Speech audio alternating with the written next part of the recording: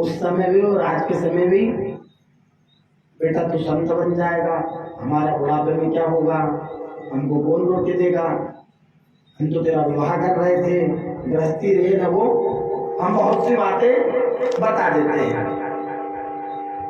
वो जबकि पहले की कथा में आ चुका है, आत्मदेव नामक ब्राह्मण के यहाँ पे संतान नहीं थी, कल आपको सुनाया था। संतान नहीं थी तब भी वो आत्महत्या करने गए, और संतान हो गई तब भी वो आत्महत्या करने गए। तो हम भी हमारे पुत्रों को संत नहीं बनने देते हैं, सब कुछ बना देते हैं। तो इसी प्रकार नारद जी की माँ ने भी कहा नहीं नहीं संत मत बनना, लेकिन नारद जी का मन, नारद जी का चित्त हरि नाम में लग चुका था। अब वो चित्त हरि नाम से हट नहीं रहा था। क्या किया जावे? तो गांव में वरिष्ठ लोगों ने, वृद्ध लोगों ने समझाया कि बेटा आपको संतों के साथ जाना है, आप चले जाना, लेकिन आपकी माता राम वृद्ध है वैसे भी। अरे वृद्ध व्यक्ति है, आज है कल ना है, परमात्मा तो धाम पहुंच जावे, समय का क्या भरोसा है। तो जब नारद जी को समझाया इस प्रकार, तो नारद जी ने कहा ठीक है, लेकिन मैं गृहस्थी में तो नहीं आऊंगा, बनूंगा तो संत। समय व्यतीत होता रहा। कुछ दिनों बाद वो समय आया, नारद जी को सूचना पहुंचाई गांव के लोगों ने कि आपकी माताजी बाहर गई थी जंगल में, वन में, तो वहां पर उनको सर्प ने जो है कि काट लिया है, और उन्होंने इस शरीर को त्याग दिया है।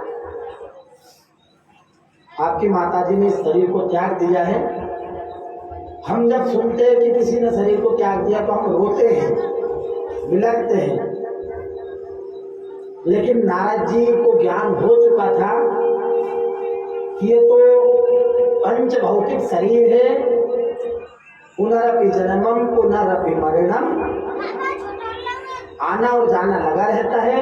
तो नारद जी बड़े प्रसन्न हुए, अब मैं संत बनने से कोई नहीं रोक सकता मुझे, अब तो मैं संत बनूंगा। लेकिन नारद जी ने सोचा चलो अब संत तो बनना ही है, अब माता जी का जो भी क्रियाक्रम है वो कर दिया जाएगा।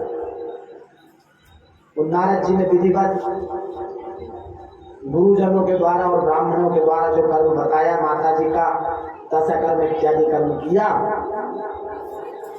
तो कुछ दिनों बाद नारद जी संत की मंडली में चले जाते हैं, और इतना हरि नाम का, नारायण नाम का भजन किया। देखिए मैं नारद दासी पुत्र, दासी का पुत्र था मैं, लेकिन ईश्वर की, श्री हरि की ऐसी कृपा हुई मेरे ऊपर कि आज मैं ब्रह्मा का पुत्र हूँ। आप अगर कोई काम करोगे, अच्छा काम करोगे, तो स्वाभाविक है ऊपर के पद पे जाओगे। जब आप ईश्वर से जुड़ोगे तो वो भी आपको अर्थ से परस तक ले जाएगा। आप अगर ईश्वर के प्रति श्रद्धा रखोगे, भाव रखोगे, तो ईश्वर भी आपको जमीन से आसमान तक ले जाएगा।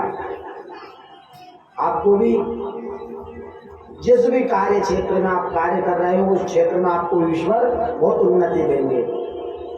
तो इसी प्रकार नारद जी का शरीर छूटा, दासी पुत्र के रूप में शरीर जो था वो छूटा, परमात्मा के धाम को गमन हुआ, और पुनर्जन्म में वो भगवान ब्रह्मा के पुत्र बनकर नारद प्रकट हुए। आज जब व्यास जी को उन्होंने बताया तो व्यास जी